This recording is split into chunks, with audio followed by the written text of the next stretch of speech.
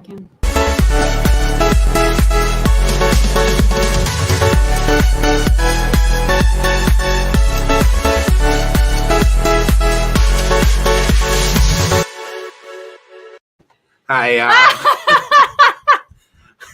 This is Barry Bostwick, everyone. He's having a little trouble with his computer, apparently. I think you're doing that SNL skit, huh? Who is this? Oh, Jesus. Wait a minute. Oh, I got to back up a little bit. Oh, it's Sandy and Mike. Hey there. Mike and Sandy. No, it's Sandy and Mike.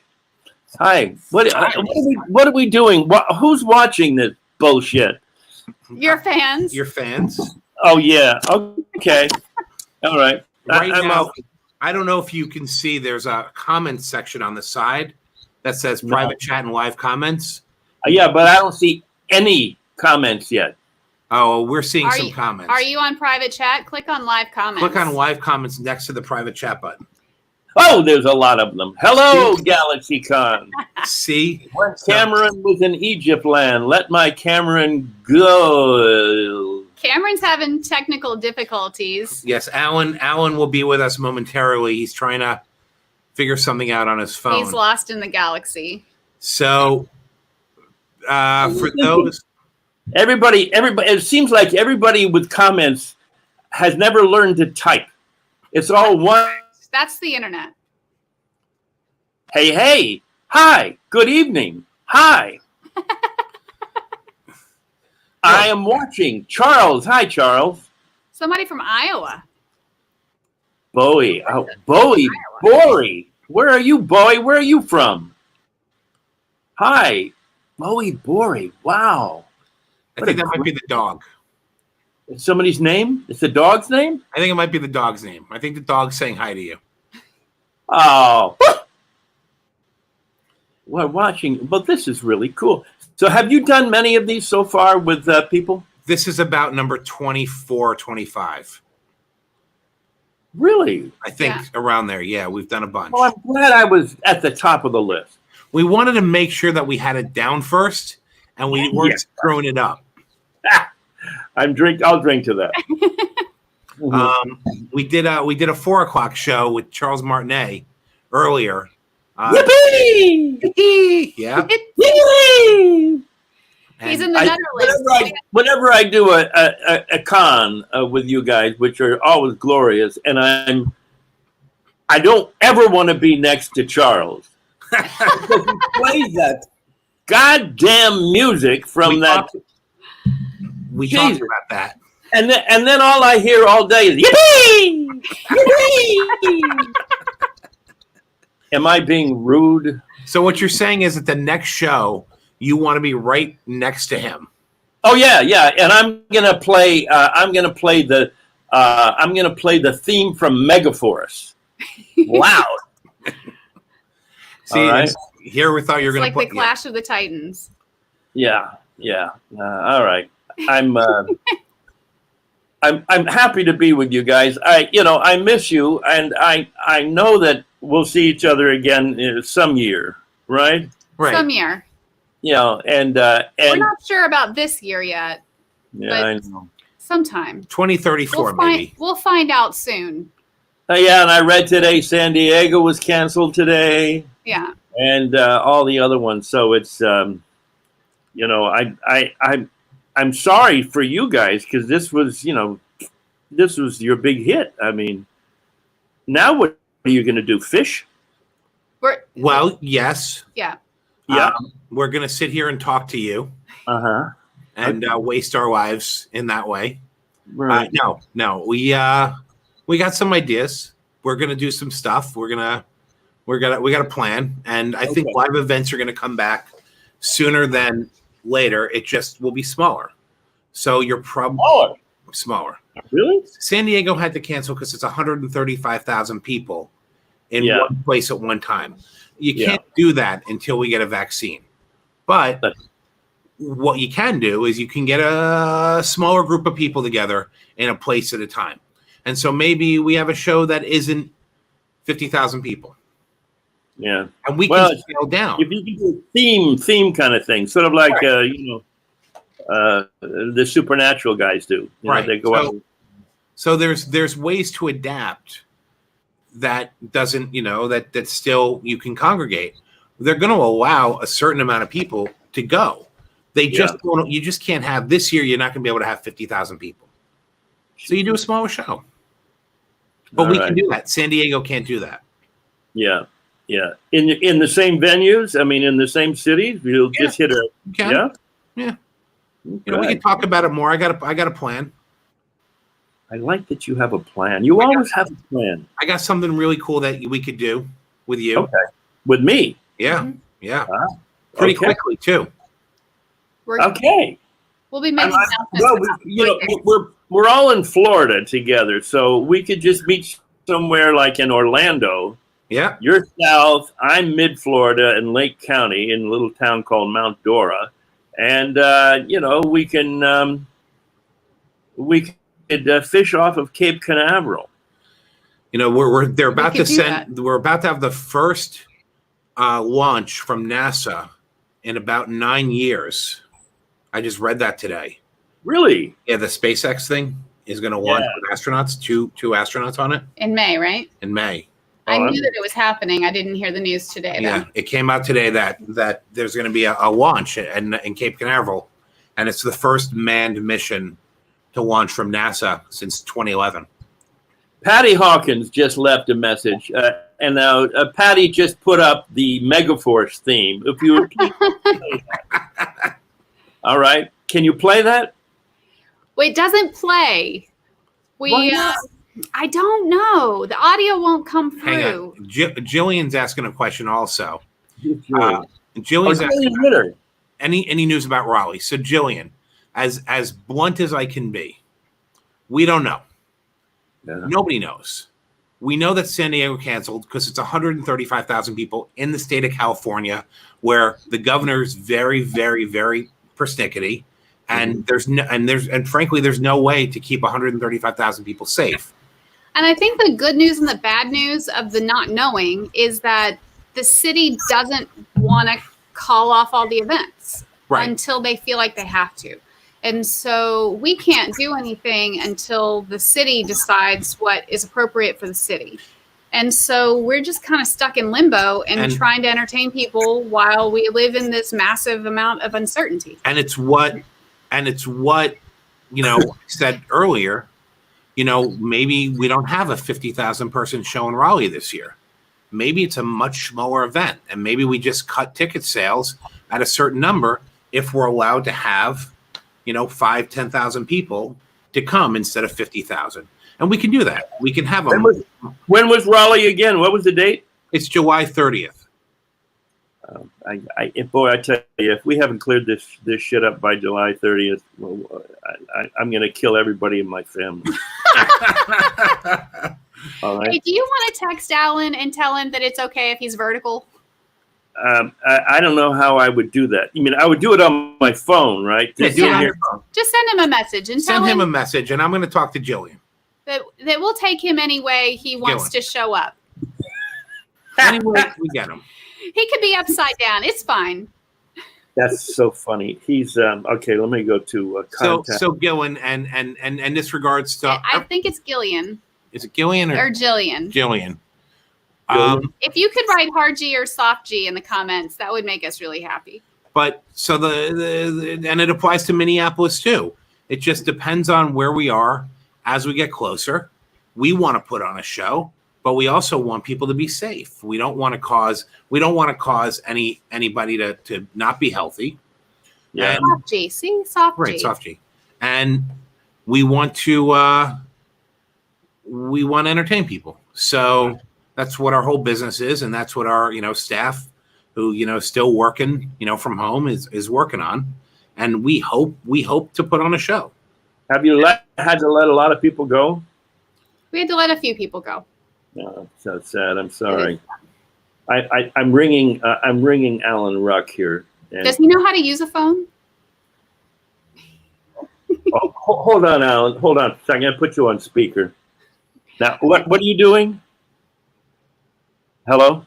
I can't change my screen on my phone, so I'm trying to sort this out on an iPad. So I should be with you guys in just a few minutes, okay? Okay, great. We don't care whether you're sideways, upside down. We just want to see you, my friend. Well, I didn't know if this was being recorded. I really don't know if it's being recorded. If it's just an audio thing. What is it? It's just an audio thing? No, it's video too, but it's nothing fancy. I'll be with you in a minute. I'm Okay. pretty. All right, we'll see you in a moment. Cool. All right. So anyway, so that's the story. We want to put on events where as soon as we're ready, as soon as the world will let us put on events, we're putting on events, and whether or not they're 50,000 person events or 5,000 person events. Yeah. Our real challenge will be if they won't let 5,000 people gather. And so if they have a max of 2,500 in July, then we're in trouble. But if they have a max of 5,000, then we can probably sort that out. And well, the whole 6 feet disappointed people. Well, the whole 6 feet thing would have to go under the carpet, right? I mean, you can't even get 10,000 people together without shoulder to shoulder. Right. I mean, right. And but there's the Orange Cheeto in Chief has 3-phase plan, and at a certain point in time, people are going to get next to each other. Yeah. Oh, look at you two. Really? So you're holed up with your lovely wife as well, right? Yes, and our daughter Chelsea is here from college. I've lost you. Can you see me? Yes. We can see you. Okay. Yeah, she goes to a school in Colorado. I don't even know the name of the school, but she's very good. And she's here, Colorado West Colorado State. They changed their name. And so she drove here with her dog, and so she's in the pool house. What we like to say is the pool house. And so she's here till until I kill her. Or the dog first, one of the two. You can't kill your daughter. You've not been home this much in a long time, right? I'm home all the time. What are you talking about, Sandy? You're at a convention every weekend. Actors never leave the house. This is like new. Barry, yeah. You work more than any other actor I've ever met. And well, I do work a lot. Yeah, you're right. Thank you. You take any part offered to you. Thank you very much. Yeah. Because I'm a whore. Is that what you're saying? I think that's what he's saying. I'm not insinuating that you're a whore. I'm just saying you sell underwear in booths. Yeah. I've done everything. I've made jewelry. I've made clocks. I've made little dolls just to amuse myself. How's that working out for you?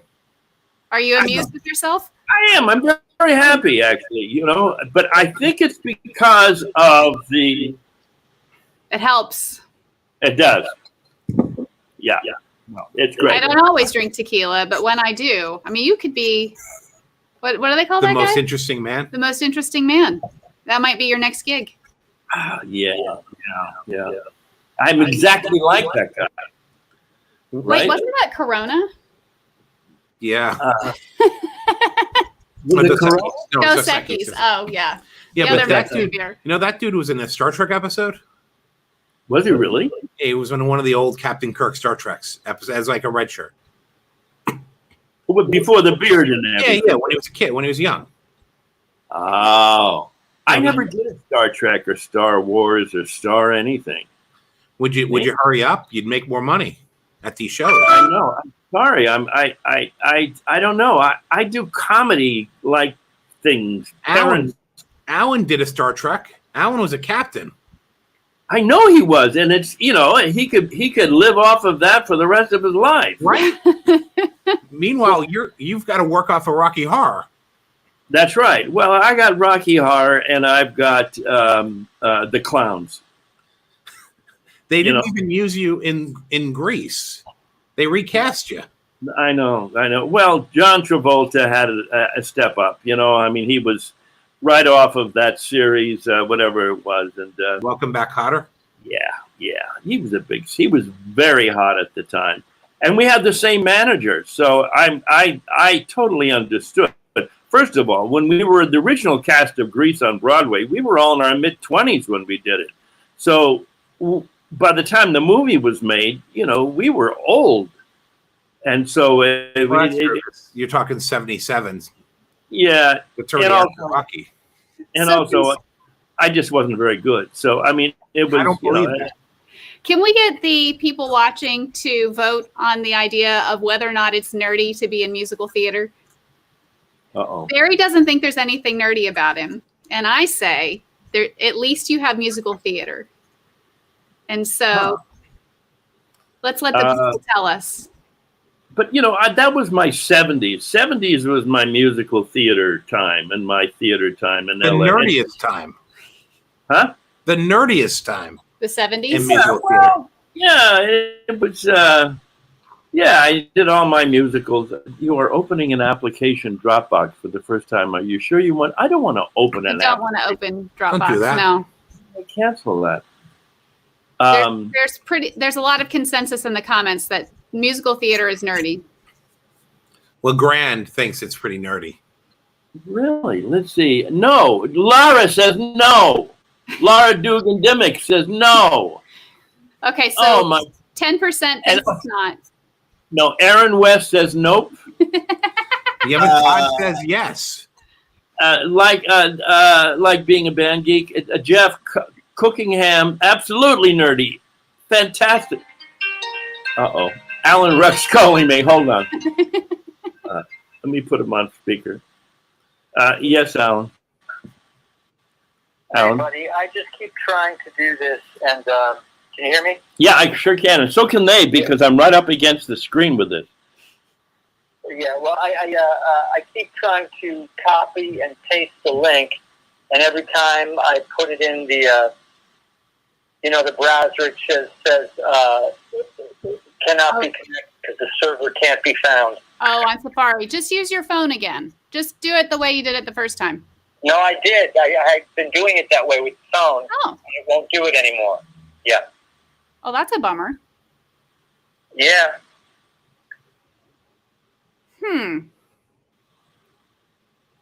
Alan? Yeah. I love you. I love you back, bro. Yeah, man. Yeah, we haven't seen each other in a while, but we keep on sending funny things to each other, and I run out of funny things to send to people. Well, I don't come up with any of them on my own. They're just sent to me, and I pass them along. It's not like I know anything. Yeah. Well, you know what? But the things that you've sent to me have been hysterical. That one lady, that lady that was talking to President Trump, she kind of made me wet my pants. Oh, was she talking to Trump? Are you talking about the one that put up the signs? Oh, yeah. She was. Oh, no, that one.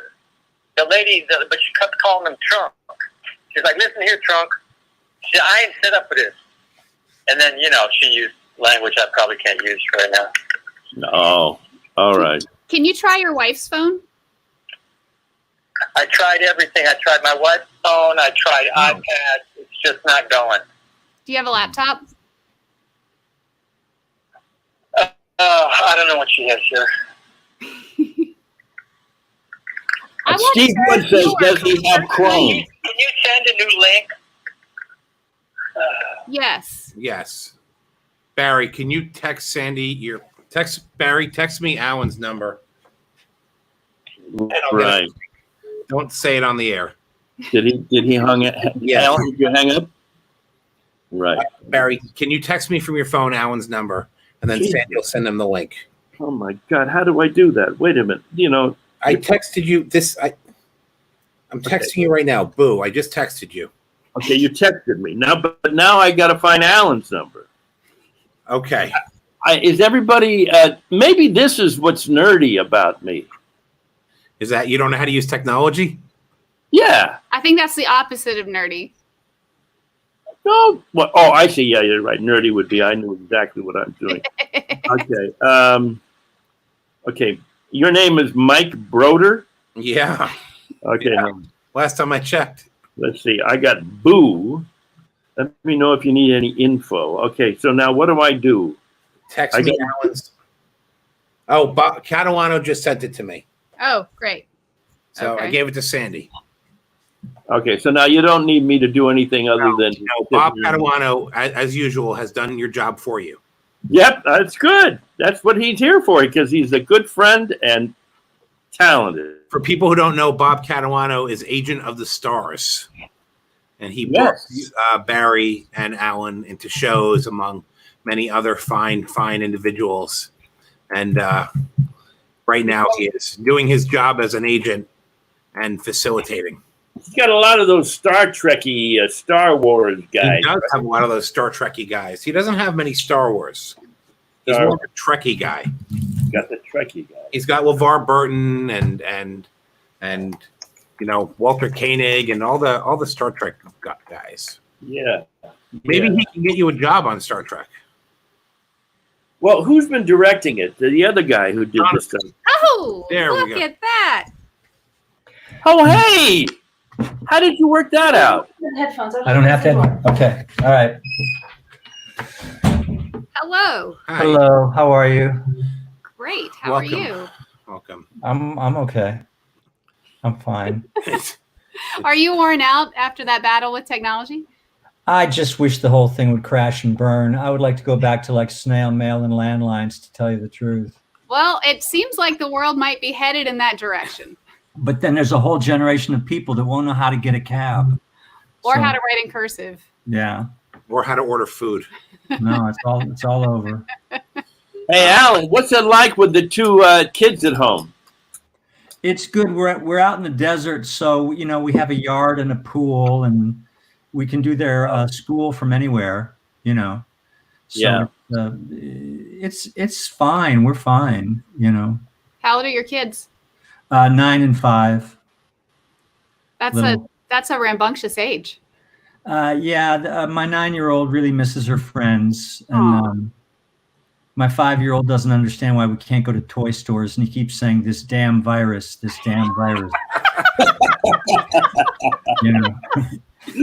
It's funny. Barry does the same thing every night. I do, this damn virus. I do.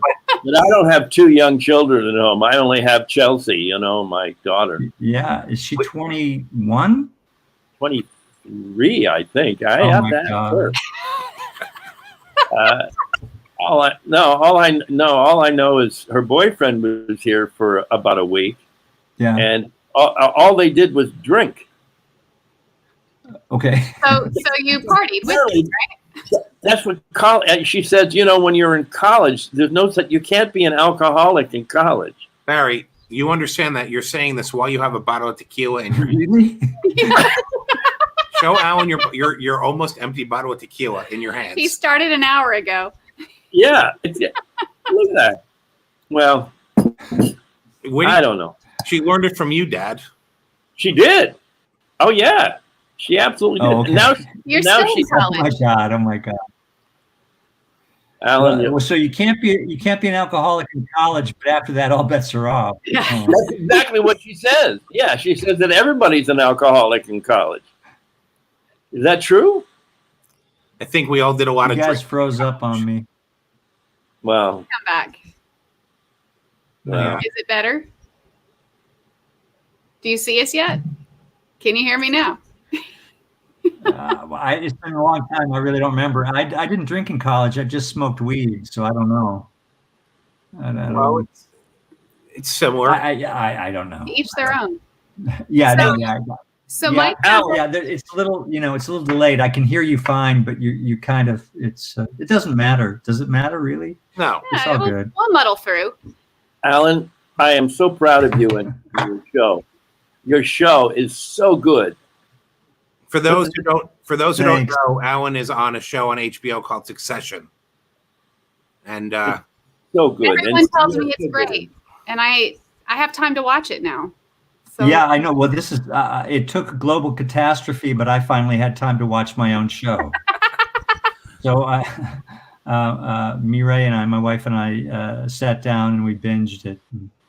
Yeah, it's a very good show. It's a very good show. Barry, why don't you get on a good show? Me?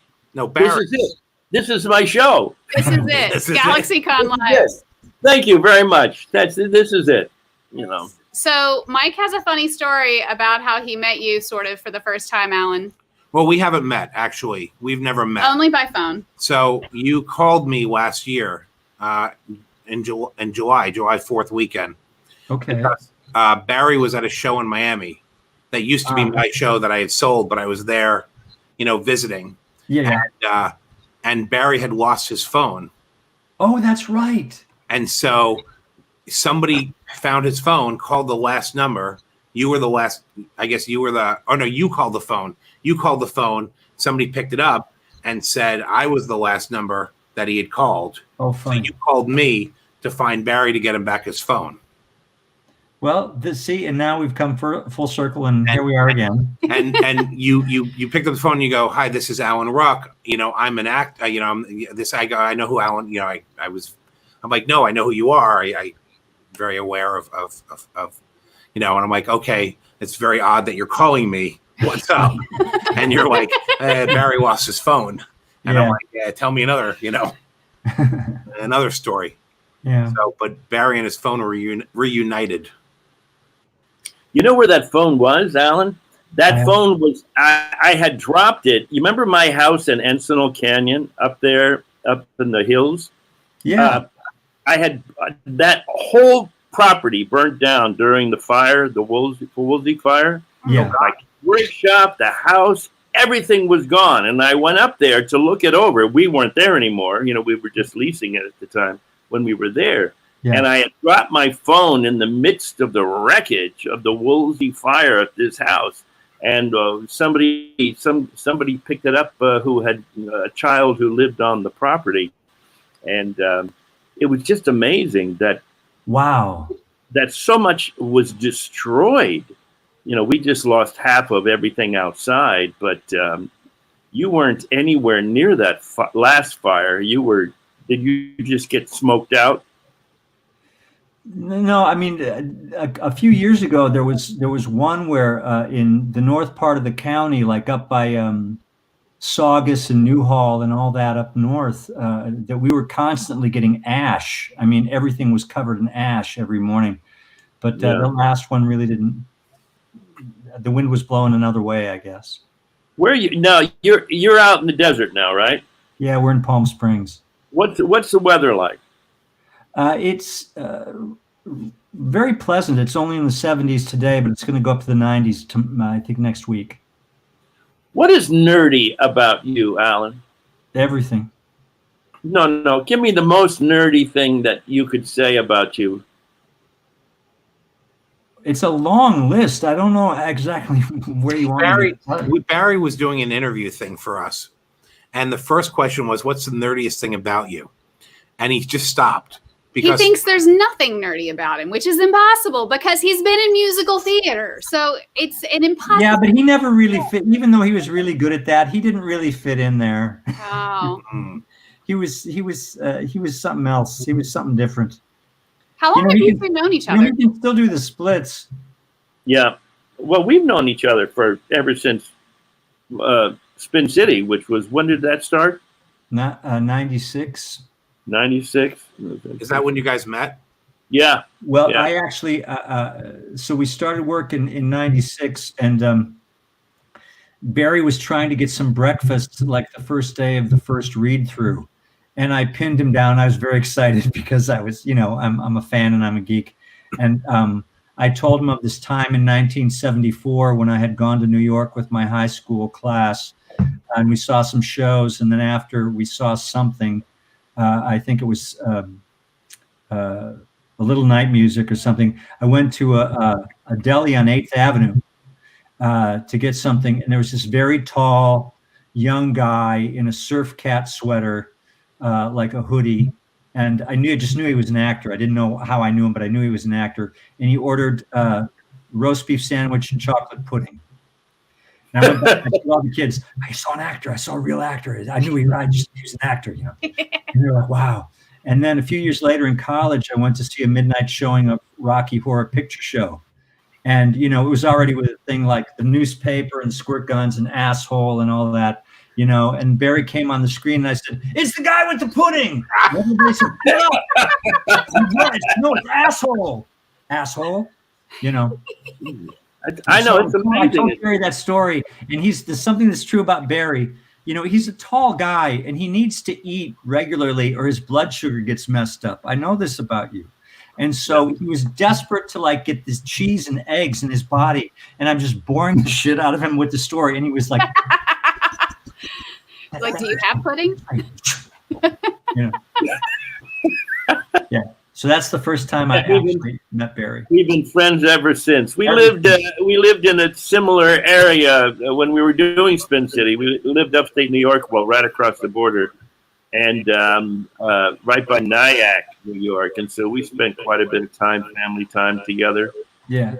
He has a son who's about the age of my son, and so they would play occasionally, and my son would beat his son up. I just think once, you know. Once? Yeah. Maybe. Yeah. I'm not sure. Barry, you raise your kids to be bullies just like you. Yeah. Yeah. No. Brian has this thing that Brian doesn't really feel pain. No, that's my son, Brian. Yeah. He doesn't. He's got a very high tolerance for pain. Huh. Because when he was a baby, he was like 18 months old, and I saw him fall flat on his face, boom, on a cement floor. Oh God! And he stood up and just went like this. Oh my! There's it. Yeah. Wow. I've been beating him ever since, and he still doesn't feel anything. It doesn't make any difference because he doesn't feel it. No, it doesn't. Yeah. He doesn't. Yeah. I know. So, I know I'm working. One of the things we like to talk about on this particular show is conventions, because we're missing them, and the people who are watching are people who have typically been to our conventions. Maybe there's some people who found us otherwise, but it's really that audience. And I'm wondering, I mean, we know that Barry's been going to conventions for a long time, but if you're a super nerd, have you been as a fan, Alan? No, I never went as a fan. A friend of ours, Bob Catalano, was introduced to me by Johnny Phillips, Ethan Phillips, you know. Yeah. Mm-hmm. Right. And I met him like 1999 or something, and Johnny Phillips said, I got a friend, he has some stuff he'd like you to sign. And I said, sure.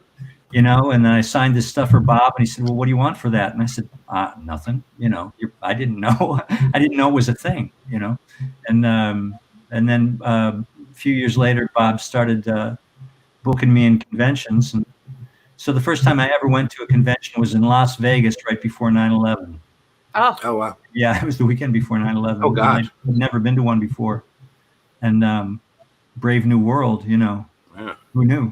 Not me. And that's how I got involved, because Alan tried to get me involved with conventions for years. You said, Bob wants to book you in this and that. And I hesitated. And finally, we did Chiller together, right? Yeah. Mm-hmm. I think so. Yeah. With Boatman and somebody else. Who else? Just Boatman? I just think Boatman. Yeah. I've been doing them ever since, thanks to you, man. Really. That's good. Barry's very jealous because, you know, he's never been in Star Trek. And he was saying earlier how, you know, basically he could, what do you say, Barry, that Alan could get booked for the rest of his life off that? Yeah. And Barry wants that cachet. he wants that cash. Yeah. Well, that's true. Cachet. Barry wants in on that Star Trek money. Yeah, sure. Who don't? Yeah.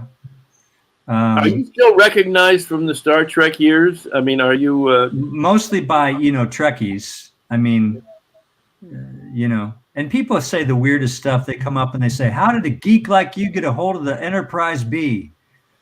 And I say, "You do realize I'm an actor." Yeah. Right? I mean, it's pretend.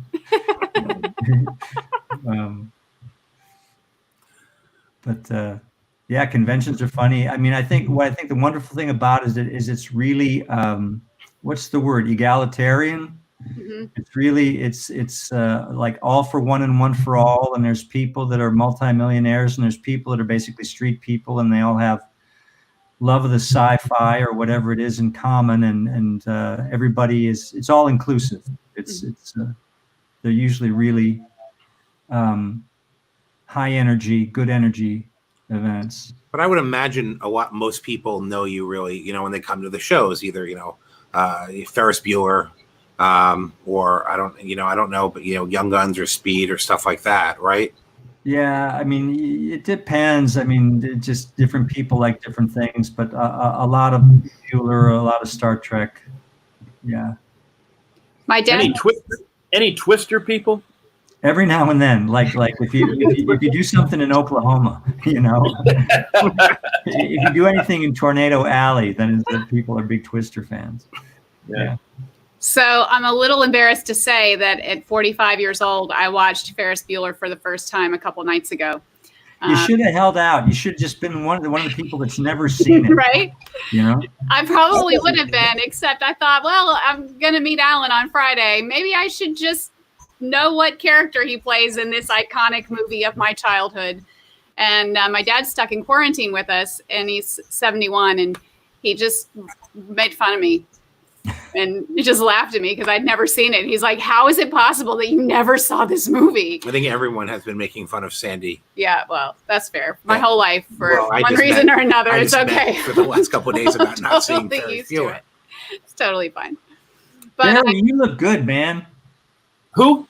You look good. Yeah. He always looks good. You know what? We haven't really seen each other since I moved to Florida. This is true. And I have joined the elderly. No. Stop it. No, really. And I'm amazed that I'm surviving. I mean, it's and I'm Florida. Yes, Florida is. It's a dangerous place. You know what? We live very close to what is it called? Where all the retirees are, the villages. Yeah. Right. And I'm amazed that so few people have died from the coronavirus from the villages.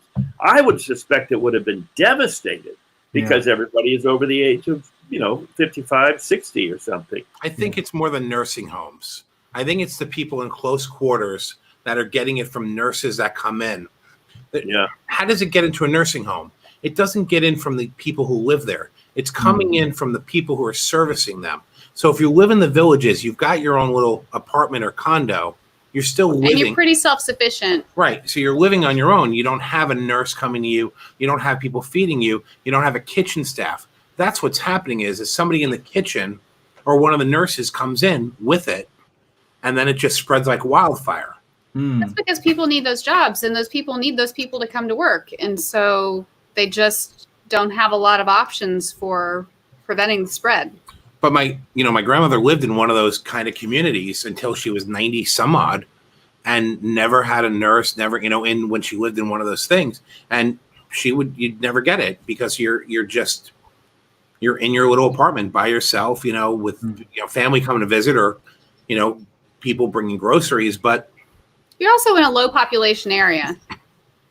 Yeah. I was just doing some research. I was doing some research on my family, and I figured out my grandmother on my father's side, my grandmother on my father's side, she died of the flu in 1919 of the Spanish. No way. Oh my. Yeah, and actually, this cup is her cup from 1894. She got at a midwinter fair, and so I am drinking in honor of her. That's what I said. Your grandmother? Mm-hmm. Wow. Yeah, she died of the Spanish flu in San Francisco. But apparently, there wasn't a lot of death in San Francisco, but she was one of them. So. It was mostly East Coast. Yeah, as it is now. Was she the one that owned that piano? No, that was on my mother's side. That was the Deffendorf side. Yeah.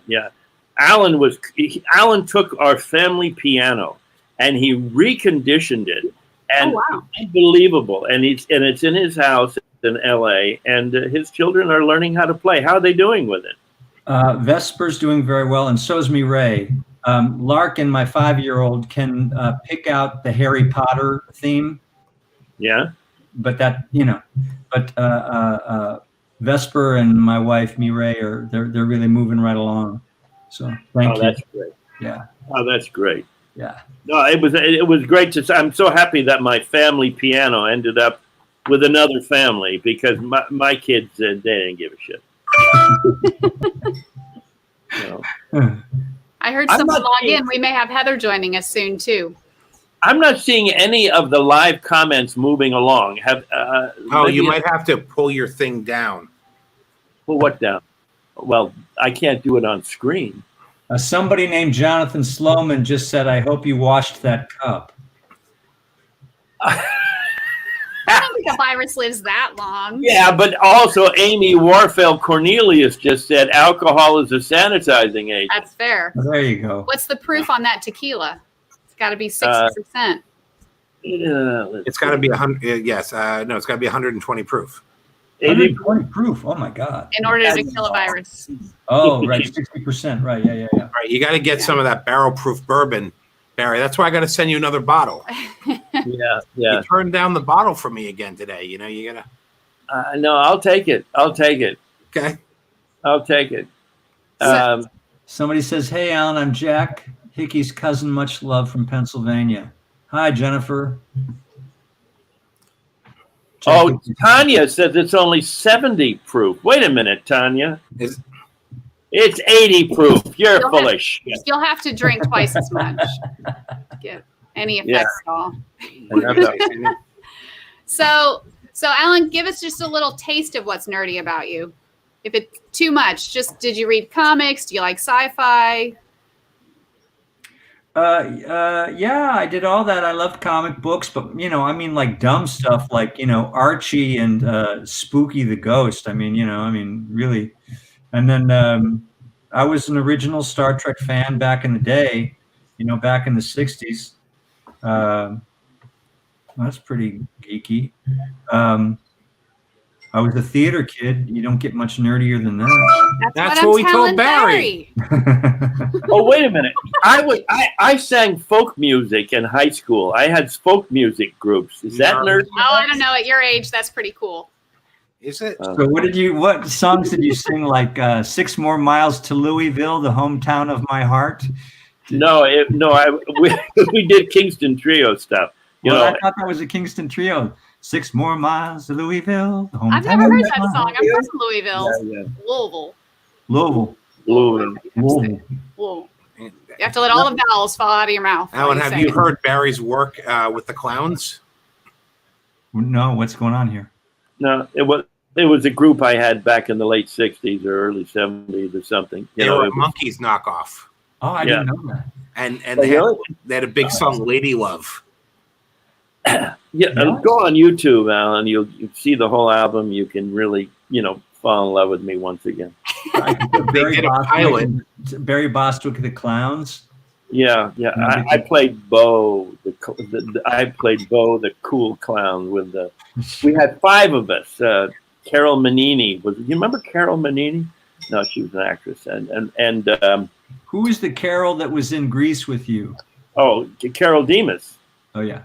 Yeah, Carol Demas. Yeah, no, and so we had I taught all these. We were cast like the Monkees were cast. We had to audition and this and that, and then I taught them all how to juggle and do clown kind of stuff, because that was my big thing in college. Uh-huh.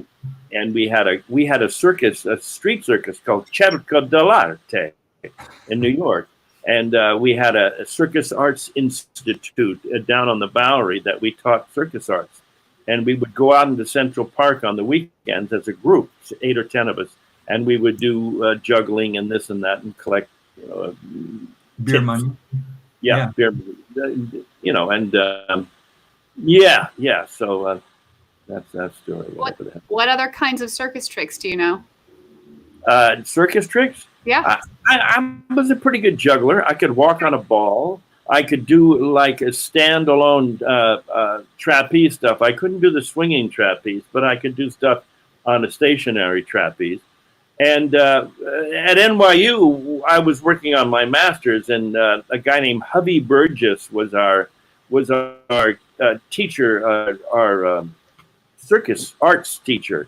and he taught at Juilliard, and he taught at NYU, and it became sort of a big deal because he taught us things that we would never use again in our life. I did use my juggling once in a production of As You Like It, but you know. Or how about, okay, when Barry was doing The Robber Bridegroom on Broadway, he was doing all these acrobatics, and he'd learned to play the fiddle, and he'd done all this stuff. And then what did you do? You broke your arm. Yeah. The rope, as I was flying across the stage in the last public rehearsal. Yeah, and I fell to the stage and broke my arm and my elbow, and I was saved by another cast member because I fell on him. Wow. And then you had to relearn the part, right? You had to I had to cut all the bullshit out. You know, all the stuff that I thought was important for the character, you know, with playing the guitar and the fiddle and this and that. And I cut it all out. And I had to sort of just focus on what the character was. And I actually went on with a sling, you know, my elbow in a sling. And for, gosh, probably a couple of months or so, you know. And then you won a Tony, right? Yeah, and with a sling. I don't understand it, you know. He won a Tony with one arm behind his back. Yeah. Probably the first one. Yeah, that's right. Well, it was one of the first times anybody won a Tony when the show had already closed. Because we closed during a very harsh week of winter in New York, where everything was shut down because of snow, and because we were being produced by Juilliard. You know, they had done this show originally as part of their actors group, and they didn't have any slush fund. They had no money to keep it open if they didn't make money, so we had to close. You know, yeah, but that's all right. I got an album out of it, but I had to produce the album. So, you know, good. It's all good. So another take on the ooh. Where did I come from? I don't know. Out of nowhere, I think. This is Kid Dead, everyone. Hello. A huge Rocky Horror fan and a member of our team. And Barry knows her well. Heather. I think you've moderated a few of his Q&As, huh? Yeah, Yeah. I have. How's the marriage coming? You got married just recently. We're about to hit 1 year and 4 months. It's amazing. Thank you for asking. Did you ever anticipate you'd start your marriage in a quarantine? Oh, I mean, actually, I'm really enjoying it because he's working hard and I just get to hang out. So far, so good. Oh, good. Well, I'm Barry, glad. she had to find somebody. She was waiting for you. Yeah, I know. You just never returned her texts. What's up with that, Barry? I'm sorry. I'm sorry, kid. I like women with one color hair, and you know you disappointed me the whole time. I apologize. I couldn't decide on one. Yeah. Okay. Alan, Yeah, are you still with us? I'm here. All right. Sorry. Yeah, Alan's here. He's not going anywhere. No, all I right. never learned how to do any circus tricks. You didn't? Heather, Sorry. Kid Cadet learned a trick from you. Oh, yeah. I was talking to Sandy and Mike about it before that by watching Ferris Bueller's Day Off, I learned how to do the little drop noise. Oh, yeah, that's what I learned in college. Okay, so was it your idea to add that to that scene in the film? Yeah, I was just trying to stay alive, you know. I mean, it was really somebody else's scene, and I was trying to, you know, steal as much focus as I could. So, What was the drop noise? I don't know what you're talking about. Heather, Yeah, I don't know if I can do it. hang on. No, we didn't hear it. There it is. Yeah, You did that just to upstage somebody? yeah, pretty much. Good. Yeah, You're a very clever man. I always thought you were clever. yeah. Thanks. Yeah. You never used to upstage me a lot in what was that thing we did? Spin City. How No, can you be you- upstaged? No. That's not possible. Well, Try as he might. Yeah. There's it was, no way. It was never going to happen. No. Yeah. you were so good in that show. Jesus, you were good in that show. I got to play a pervert. Everybody, yeah, perverts. A license to steal. Yeah. Yeah. Yeah. Did you ever get tired? Did you ever get tired in Spin City of playing the pervert? I mean, did they ever give you anything else to really explore as a character? No, but I don't really expect that out of a sitcom. I think like they give you like one strong color, you know, and then hopefully people don't get too sick of it. Well, especially in the 90s. Yeah. And could that character ever work today? I don't think so. I don't, you know, with the whole Me Too thing. I don't know. I think a lot of that stuff that was considered funny or maybe not anymore. I don't know. I mean, I have 2 daughters, so I mean, obviously, I want. I have 4 children. I have 2 girls and 2 boys, and I never want any of them to be abused in any way.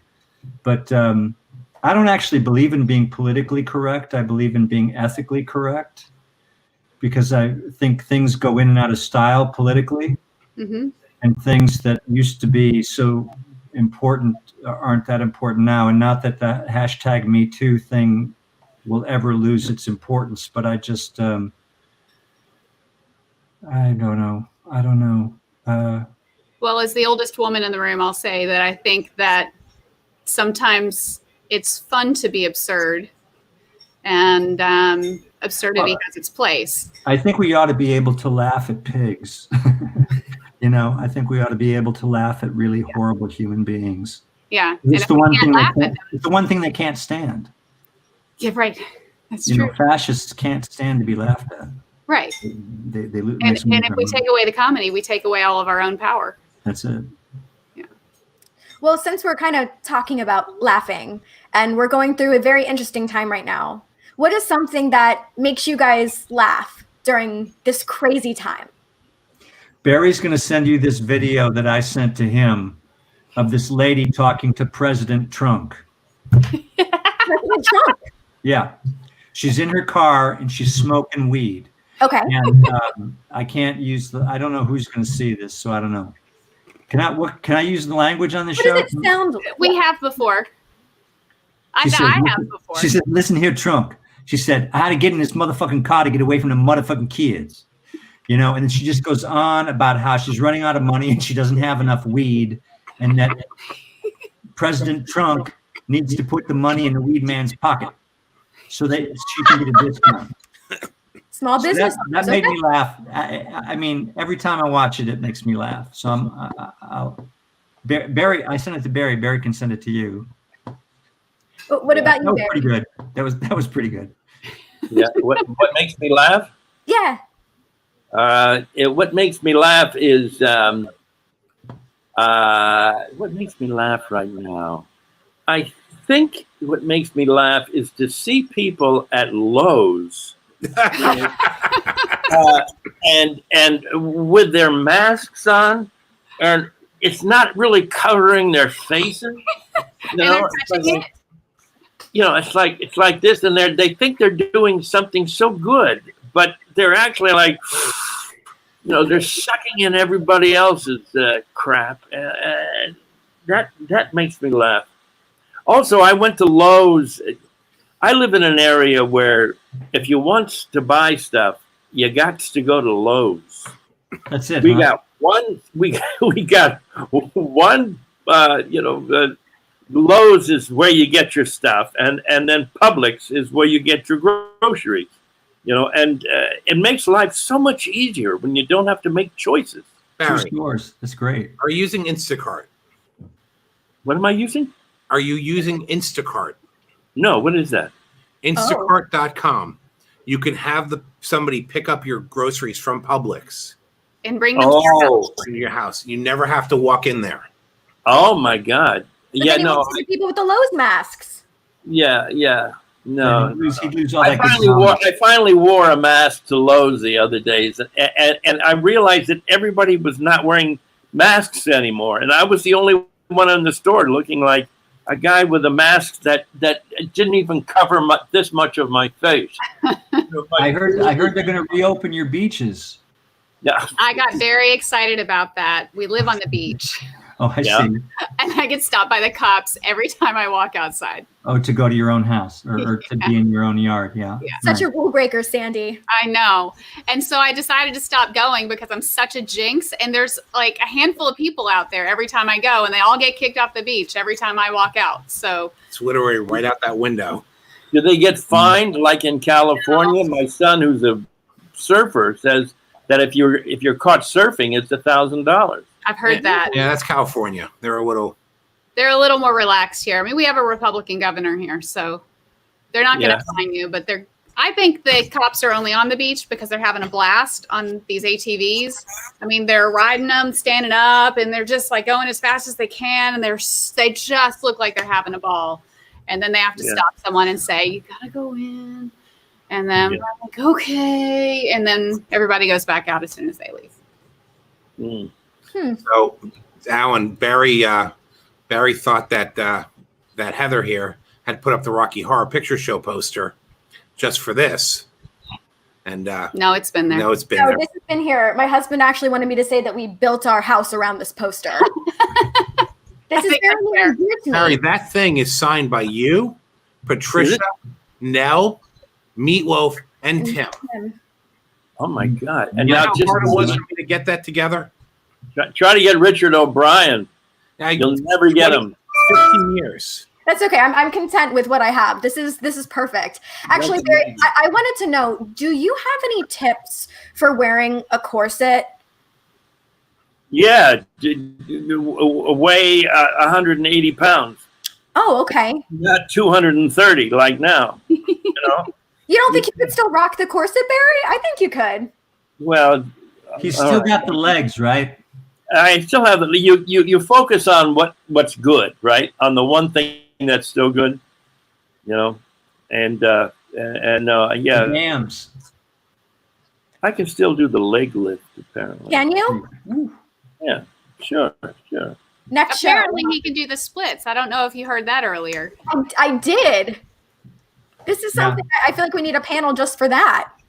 Teach us how to do the splits with Barry Bostwick. I don't need him getting a hernia at our shows. We're going to bring your mom to the next show, and they'll do a yoga demonstration. The last thing I need to be known as the show where Barry Bostwick got a hernia.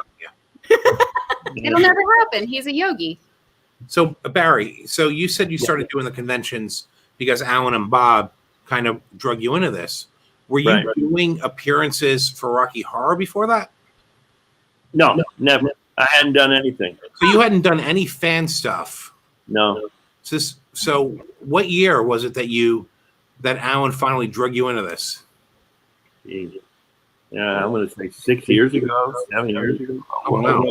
It was after More. Spin City was off the air, right? I'm sorry? It was after Spin City. When did Spin City stop? 2002, I think. Yeah. So it was probably like 2006 or 4 or something. Yeah, somewhere in there. About when you got started. Yeah.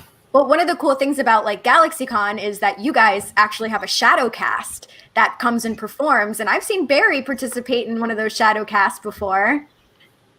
Do you have any like names of shadow casts that stick out to you as particularly funny? Well, you know, they're all really great. I mean, the shadow casts are dedicated and I don't know. I love all those guys who do the shadow casts, and particularly the ones who've been doing it over 20 years, and they've been doing it every weekend, and they go out there and they just have it's their life, you know. And I don't know why they do it, other than the fact that they have created this family that they want to be with every week, and I just have to say that Emily Gomez just posted that she said she would die if you did that leg lift. Oh, really? Yeah. The people want it. Look, here we go. Oh, there my we goodness. go. All right. Look at those things. That's impressive. Now, wait a minute. Now, I'm a whore, right? You told me that earlier. I just did a whorish thing. Sorry. Thank you for making my entire quarantine. That was beautiful. You're going to be on the cover of TMZ tomorrow, Barry. Yeah. Well, got Heather superhero was just abs, wondering you if know. it was appropriate to show her tattoo of Rocky Horror on her leg. And we were like, I don't know if it's appropriate to show leg on the podcast, but you just broke ground, Barry. So I don't know. What do you got, Heather? Really? I'm not wearing shoes though. Like, what if my feet end up on the internet? They're already on the internet. It'll be another revenue source. I don't know how to do this. I don't know if you can see it. Wait, can we see it? The lips? Oh yeah. There they are. I'm Very knocking off walls. I'm making a mess. But yeah, that was my second tattoo, actually. Tanya Gehrig just said his leg is taller than my preschooler. Well, most people's legs are, Tanya. Barry's like 7 feet tall. God. Barry's very tall and yes. Your leg is taller than Heather. Well, my God. Are you taller than a preschooler? Alan, have you ever been to one of these shadow casts before and seen people throw things at Barry? I'm sorry. No, I don't believe I have. I don't believe I have. Alan, I must remind you of something. At a convention somewhere, I think in Florida years ago, I said, Alan, there's a screening tonight at midnight. Oh, that, okay. And you came and Bruce Davison, Okay, and sure. I forced you guys to come to this midnight screening. And there was a band before the screening, and they didn't go off the stage until 3 a.m. Oh my Yeah, God. I think I bailed. You stuck around, man. I was so proud of you. And I don't know why you did. I had to, but you guys did not. You sat there till 3 a.m. during a convention, which you knew you had to wake up the next morning. That's exhausting. Yeah, and you watched me go out and make a fool of myself and yell. Are you sure it was me? No. Which? Alan Ruck. No, I know it was you because I have pictures. I have a picture Oh, of my you God. and Bruce Davison and myself backstage. That was And in Atlanta. was that Atlanta? Yeah. Well, all I know is you proved your friendship at that moment. Alan, was that Dragon Con?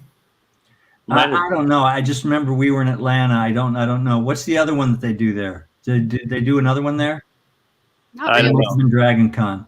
What's the one that they do that's Bob- called Shore Leave? If Bob is watching, there's Treklana. The Pardon me? Shore Leaves. Treklana is in Atlanta. There's Shore Leaves north in the northeast, I think. Is it in Virginia or somewhere? Yeah, I think Maryland or Virginia or something. Well, shore leave is a military expression, so that would make Yeah, sense It's to a be Star Virginia. Trek. It's a Star Trek thing. Oh, well. Sandy doesn't know I don't anything know about Star anything Trek. about Star Trek. I told William Shatner that he ruined my childhood because it was the only hour of the week my mother wouldn't pay attention to me. Oh, And now he's a dear friend of yours, so that's full circle. Well, let's not get out of hand here. So Barry, He learned my name recently. so you did the Shadowcast at 3 a.m. God, yeah. Oh, it was horrible. You don't let me get away with that shit. No. No, I don't. No, I don't. And I never would. To 10 o'clock instead of midnight. For years it was midnight. And we thank you for And your then you insistence came on along, and now it's got to be 10 o'clock. that. No, we all used thank to you do for a that. You used to do a midnight with the pineapple lamps people. Yeah. Really? Yeah, it used to And be they didn't complain. Why the hell would they do that? I mean, because they do it at midnight at home. So why wouldn't they do it at midnight for the show? Bob is saying it was Dragon Con. Yeah, that's what they're saying. Yeah. Okay. Dragon Con Atlanta. Bob Catalano just said it was That Dragon Con is Atlanta. around Baltimore. Hi, Bob. Hi, Yeah, Bob. Bob told me I wasn't allowed to have it at midnight, and I had to have it earlier. Well, because that's what I wouldn't do midnights anymore. And if you got Little Nell or Patricia Quinn, no, they would totally refuse to do midnight. No. Yeah, Calm down. Nobody needs to go out at midnight. I'm here at 3 a.m. I'm hearing I can go at 3 a.m. with Barry. I'm asleep. Well, Not happening. I'm hearing Barry's got the stamina of a 19-year-old boy. yeah. Got the legs of a 19-year-old boy. Yeah, it is. So both Barry and Alan, both of you guys have been in films and shows with really incredible soundtracks. So I was wondering, what would be like a song that would be the soundtrack of your life? Alan, this is yours. Inagata Davida. No, that's not, no, I don't know. It's like, that's a long Stupid song. thing to say because it sounds funny.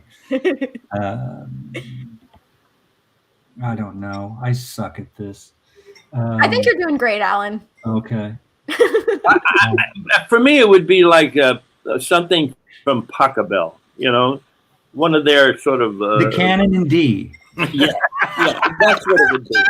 It would be canon in D. Yep, that's what mine would be. Both of you? Yeah.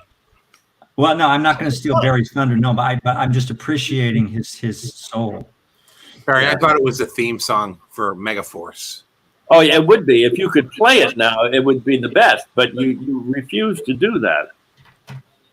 We can play it through the phone. Oh, that's true. Well, hang on, I can pull up my computer. Yeah. We're going to make this happen, Barry. Now you're really, really thinking here. Well, I saw Patty posted it before, so let's see. Somebody in the live comments about 5 minutes ago said, "Barry, you have to stop drinking." I think they just need to keep up. Really, I think is my wife on the phone? Oh, Barry's got the legs of a 19-year-old showgirl.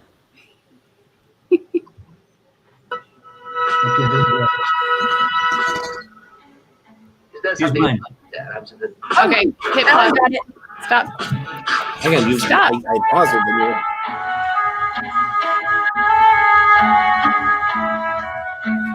What is that from? Oh, that's Pachelbel. Foray. No, you did Pachelbel, so I had to jump in there with something. It's Foray. What is that? Did you say it's Fortnite? Come on, by Foray. Oh, okay. Yeah. Fortnite. Well, I couldn't let you Pachelbel me out. Mike, did you find the song?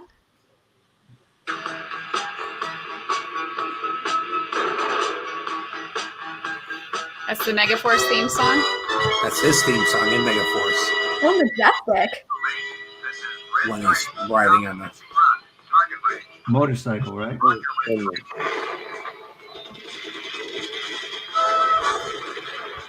There's a lot of explosions for no reason. I said. hey, it was a Hal Needham film. He couldn't do anything else but explosion and cars and shit. You said Hal Needham? Yeah, Hal Needham. Did you see the documentary about him? No, what did they say? There's a documentary about him and his relationship with Burt Reynolds. Gay. It talks about, huh? They were gay together. They had a gay relationship. Did they? No. I don't know. Me. I mean, they seem to like women, but there's a good. It came out a few You years. can't tell with men from the 70s. I mean, you don't know. Yeah. There's no way to know. But it was a good documentary about kind of him and how Burt helped him get started in making movies and how he made these movies. Cannonball Run and Smokey and the Bandit and just cars and explosions. They were fun. I mean, they were fun movies. And I think that when he did the Megaforce thing, he thought I was going to, pick up where Burt Reynolds, what was his name? That guy. Yeah. Burt Reynolds lived in Florida too. It's, Yeah. You keep following in Burt's footsteps. Yeah. The problem is that when we were making Megaforce, there wasn't any script. And we were writing the script on the way to the set every day. And we were making shit up as the words that came out of our mouth. But he had all of the vehicles and all that stuff down pat. But he didn't have a clue what we should say or how to keep the story going. And the guy who runs the fan club or runs the website for Megaforce. It's his birthday today, Bob, and his name is Bob. And go on to Megaforce HQ if you want to keep up with the Megaforce people. We have a huge fan base of 385 people. It's his birthday today, but he has collected every Megaforce toy, and he owns three of the vehicles. Of those dune buggy things. He owns my original motorcycle. He owns my original helmet, and we're making a documentary about the making of Megaforce. No, I think Patty says the documentary's out. Nah, it's not out. Is it not out? Maybe there's a different documentary. No, maybe there is. Yeah. Oh, yeah. There's one in Germany. There's a German one that's out. 2 Megaforce documentaries? Oh yeah, I know. It's the ratio of documentaries to fandom is. There's 400 fans. Yeah. 2 documentaries. But this one is interesting because it's really not just about the making of the movie. It's about his relationship to the movie when he was 12 years old and how it informed his young life at a time when he needed positive, a positive story. And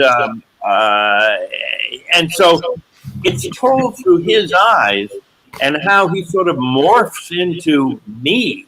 By the end of the documentary, he just wants to be me. It's very funny. It's very funny. He grows a beard. He does the whole thing. And it'll come out next year sometime if we ever finish it.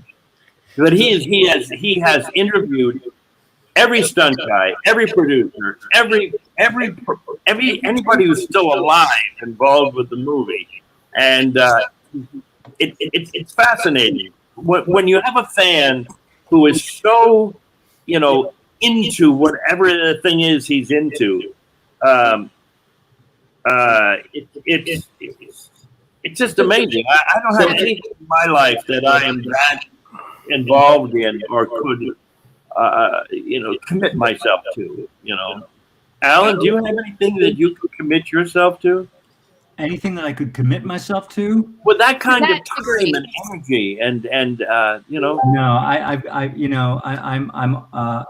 I'm knocking on that door that's labeled geezerhood, and I have 2 small children and a younger wife, and they all have lots of energy. So pretty much when I'm not spending time with them, I'm trying to sleep. So I'm not going to commit myself to anything. So hang on, Alan, do you have anybody as committed to any of your roles? Like, do you have any super uber fans you've ever met, like Barry has clearly met on his end? There's some people out there that are wearing hockey jerseys and all the time, and I worry about them.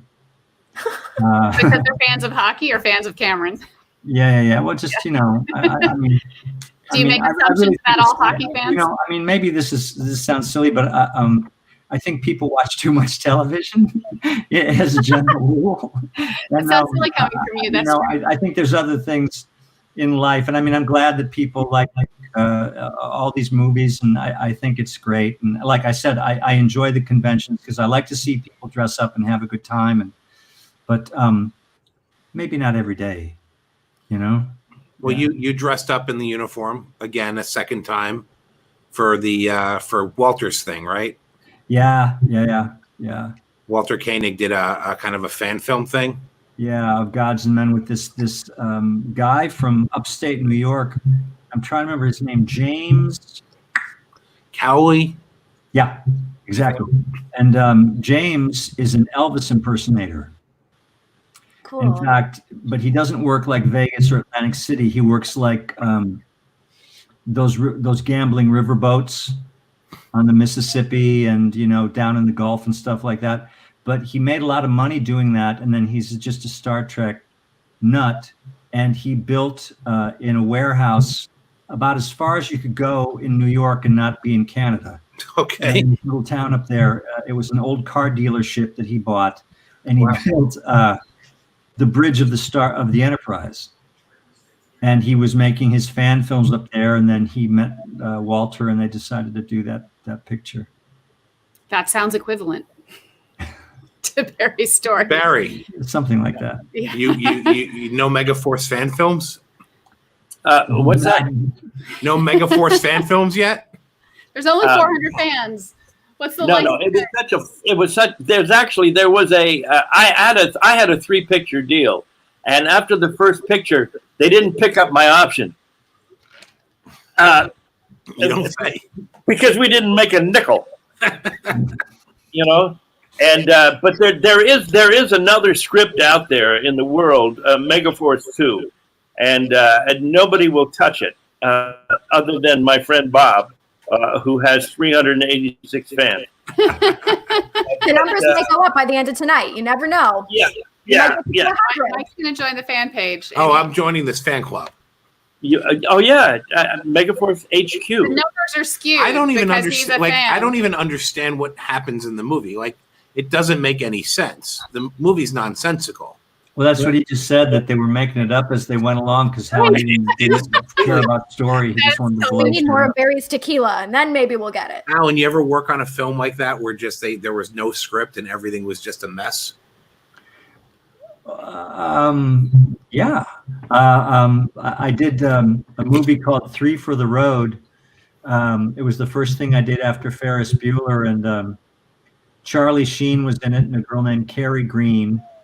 And it wasn't a very good movie to begin with, but I signed up to do it because I got to be a little sneak weenie bastard. And I got to kind of sell Charlie's character out. And then once we got down to Arkansas, they decided that they didn't want to do that. They just wanted me to be his good friend. Oh. So then, the whole reason for me being there was gone. And it was truly a wretched movie. In fact, it didn't even last a weekend in the theaters. They played it like Friday night, and then by Saturday night they had yanked it and just like all over the country, and they just replaced it with whatever they had on. And this was back in the day when you had to do reels of film, so it's remarkably bad. Patty Hawkins is saying he's a fan of yours from Hard Knocks with Robert Conrad. Yeah, Bob just died. He just passed away. Yeah, I was in Chicago, and I was doing a musical. Like, I've done 2 musicals in my life because I'm not really a singer. My voice kind of ranks with the rankest, and but they just needed this skinny guy, and so this musical was called One Shining Moment, and the premise was like a whole bunch of kids decided to pay a tribute to JFK. And so we all pretended to be different people, and I pretended to be LBJ, and I had a big shit-kicking number with a couple of cowgirls. So while I was doing this, the stage manager was real good friends with Conrad. He said, Conrad's coming into town. He's going to shoot a pilot. And so he said, I'm going to take you down to meet him after the show tonight. Great. And so we're driving down to the south side of Chicago, and on the way, this guy, Tom Joyce, says, who lives in Florida now? Tom said 2 things. He said, when we get to this place, don't ask anybody their last name, and don't ask anybody what they do for a living. And I was like, oh, okay, got it. And Bob had grown up on the south side of Chicago with some guys that grew up to be part of the outfit, Yeah. And but I met them, and they were charming, really charming guys. That was their family restaurant. They were wearing beautiful suits, and they were very, very nice. Lots of guys named Tony. There were guys named Vic. I remember there's some guys named Vic. And actually, these are the guys that the movie Casino. Joe Pesci's character was based on the brother of one of these guys. So anyway, but I got the part. Long story and no payoff. Well, the payoff is that Patty is a huge fan of that project. Well, I'm glad. Yeah. It didn't. We went out to a little town on the Mississippi River called Mount Carroll, Illinois, and we took over a defunct college campus and pretended it was a military academy. But NBC said no. So that's how it goes.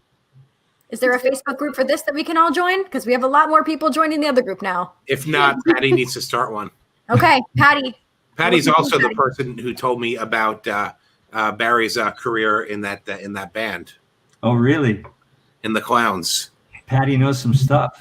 Patty knows some stuff. Patty is deep dives. Patty's great. I don't want to take anything away from Kid, but Patty, whenever he's interviewed me, he always comes up with a piece of music or something to play at the Q&A, you know, that is unique, and he does his homework. Patty told me that he even gets you to sing for him. Oh, yeah. Well, sure I do. You know, I'm a whore. Did we talk about that? Does anybody else notice that Barry sounds like he's in an outer space movie? You're getting a lot of reverb, Bear. Oh, We're getting from you too, Alan, a little bit. Oh, really? I don't hear it. No? No. No, I just hear the reverb from Barry a little. Do you really? Is this all very reverby? Lee? Oh, I mean a little. A little. A little. All right. Kind Maybe of cool with that. Did I back up? No. But Barry, I'm jealous because you never sing for me. I'll sing for you. All these years. You want to sing us out? No. A little Kingston trio? No. No. What? I would only sing you out if Alan would sing with me. But You can't put this on Alan. What would that be? Then we'd really be on TMZ. how about like what is your favorite Beatles song? Oh man, I can't, because you know you're gonna sound so good, and I'm gonna sound like it came out of a dog's ass, and that's just not. No. All right. I auditioned for some. You know, Alan, are you auditioning for voiceovers and stuff from home? No, I had that one gig that lasted for a good long time, and then they just then that's over. And I haven't been doing that lately. You did Volkswagen, right? Was that Volkswagen? Yeah, for a long time. That was a good gig for you. Yeah, it was, because you don't have to shave, and it doesn't matter what you wear. No. I did them from all over the world. I did it from Scotland. I did it from Paris. Yeah. And you just call in and just do hi Volkswagen from whatever. Yeah, it got to be annoying though, because the legal, you know, whoever the Volkswagen legal, they had me in like 17 seconds. I had to say about 32 seconds of words, you know, so it got to be a little much. We're getting like it beats working. But let's talk about the money. Yeah, it was just fine. That's why I kept showing up. Yeah, no, that's what you do. Are you auditioning for these voiceover things? Oh yeah, I do. I audition for them, and I never get them. You know, because it's a whole different profession. Yeah. But like I auditioned for last night for Grandpa Shark. Everything is like Grandpa now. Jesus Christ. Grandpa Shark, like Baby Shark, do Baby Shark, like that. Yeah, you know, I don't know. It was like some guy from New Jersey who was a shark, and he was with his wife, and they were on vacation, and then they wanted me to sing something, because they always want you to, if the character sings in the cartoon, they want you as an audition, you have to sing something at the end, right? So I, in my brilliance, sang, "Oh, the shark has pearly teeth, dear, and they show them." You know, what an asshole! I mean, this is where my asshole was coming from. You know, I couldn't think of anything more than, okay, I'm up for a shark. I'll sing a shark song. Bobby Darin's fitting. Yeah, well, I'm sure I didn't get the part. You don't know. Now with that attitude, you won't. You won't know till Monday. You won't know till Monday. You can do it. Who are you, my wife? What? One day you'll get that audition will come through, and you'll get that role. Yeah. We believe in you. Well, you know, but I do these things, and at your conventions, nobody ever talks about Incredibles 2 or, you know, Phineas and Ferb and those things that I've done, because I'm never in the place. You never put me next to all the voiceover guys. You know, you have a whole those voiceover guys. Boy, they make a killing at your shows, don't they? Some of them do very well. Wow, good for them. Well, it's all about nostalgia. And so we'll close out on this question. What are you really nostalgic for? Me? Yeah, both of you. Yeah, fans come to these shows to see you because they're nostalgic for the thing that you did 40 some odd years ago, right? And Alan, same with you. People are nostalgic for, you know, Ferris Bueller or the other, you know, a lot of the other films, and even Star Trek now is what, 20 something, 25 years. Pop culture kind of connects us to a point in time in our lives, and so when people go to these conventions, they feel that sense of what it was like to. I mean, we were talking about Charles Martinet, who was on the show earlier today, and kids grew up playing Super Mario, and so they walk up to his table, he says, "It's a me," and then they get all tingly, and they have the same for both of you, you know, because that's why people go. That's why they want to meet you. So in your own lives, what was that thing in your childhood or your early adulthood that you have such fond memories of that it would make you tingly if you experienced it? They're all dead now. I mean, like the Allman Brothers, but you know, I mean, I don't know. Well, their music lives on. Yeah, it does. Yeah. I remember in 5th grade, I think it was 5th or 6th grade, that we were doing folk dancing out in the play yard, and somebody put on an Elvis song on the record player. And I remember Blue Suede Shoes as a 6th or 7th, you know, in the 6th grade or something. And I remember that moment distinctly, and I don't remember a damn thing else about my childhood. But I remember the first time I heard Elvis Presley, and we were out doing folk dancing at Park School in San Mateo, California. You a big Elvis fan? No, I don't give a shit. No, seriously.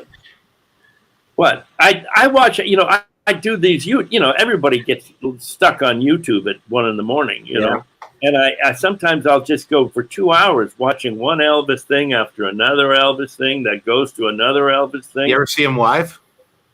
Never saw him live. Saw Sinatra live, but I never saw Elvis live. I wish I probably could have, but God, what an energy. Do you watch the movies? Do you watch the movies like Roustabout and?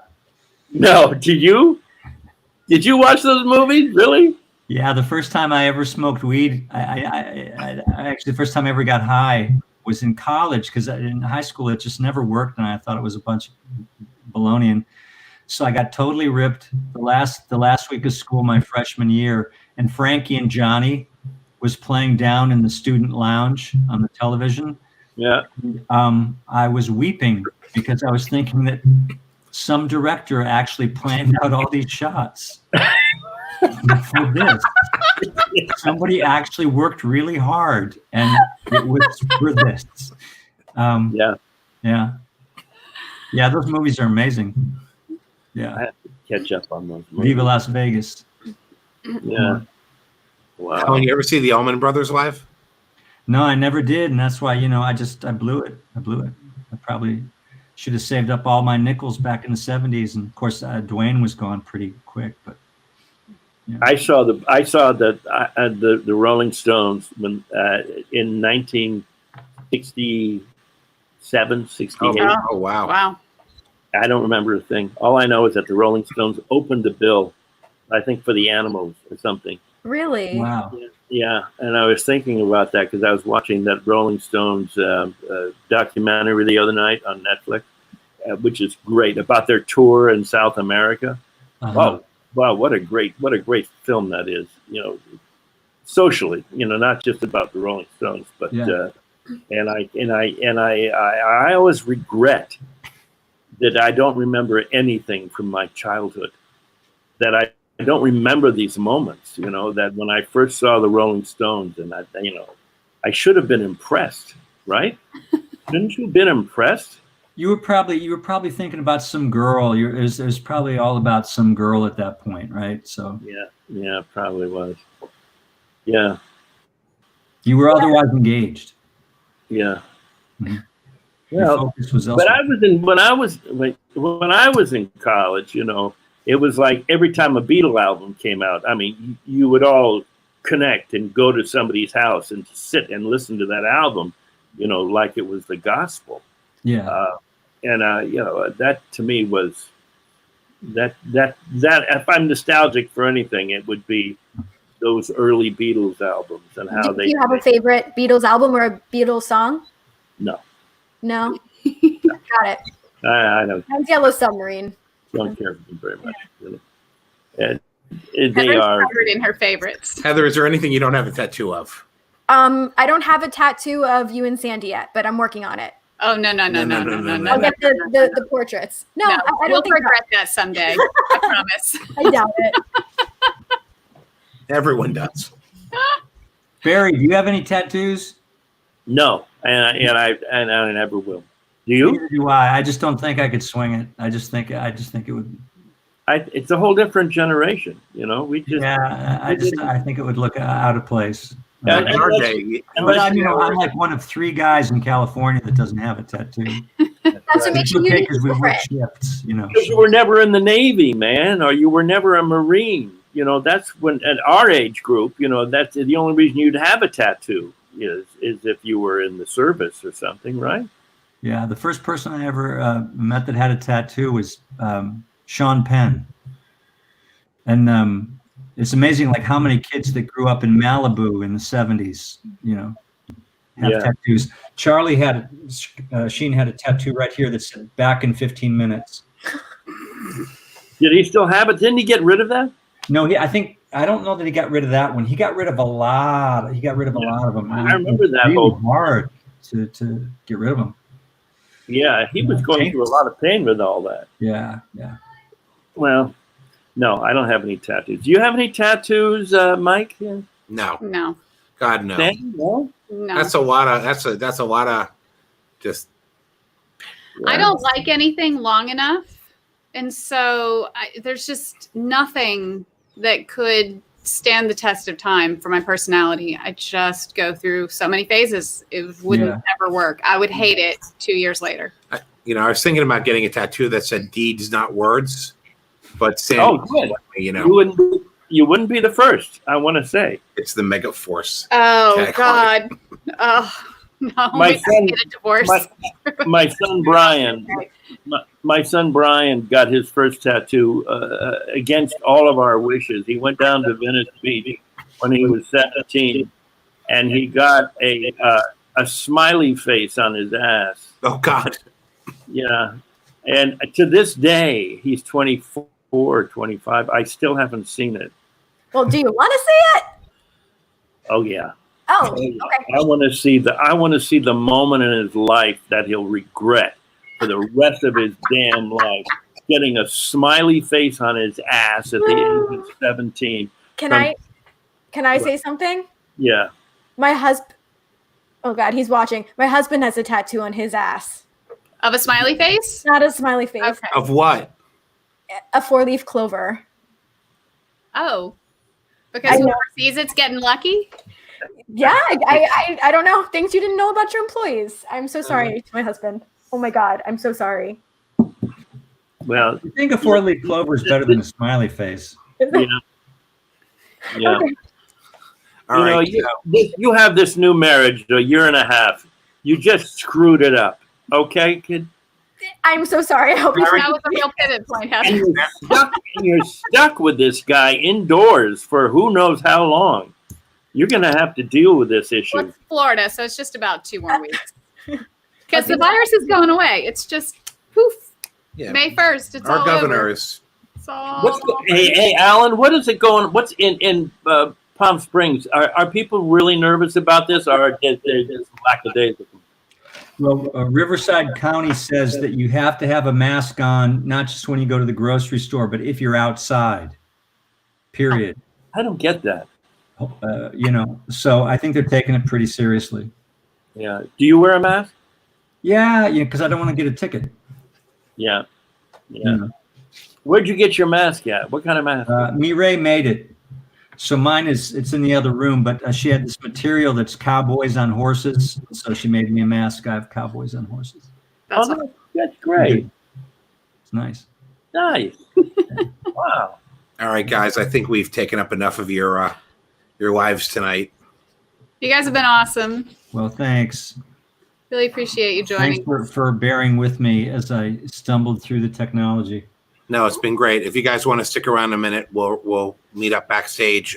Before we go, do either of you guys have any plugs, any websites, any cameos, anything?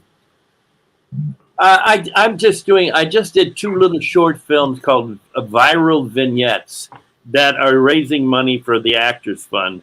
So if you go on YouTube, find these little viral vignettes. They're little like 2 or 3 minute things that are related to the coronavirus and people talking online, and it's actually, they're quite good. And if you choose to give money to somebody besides your family, give it to the Actors Fund if you like our little movies.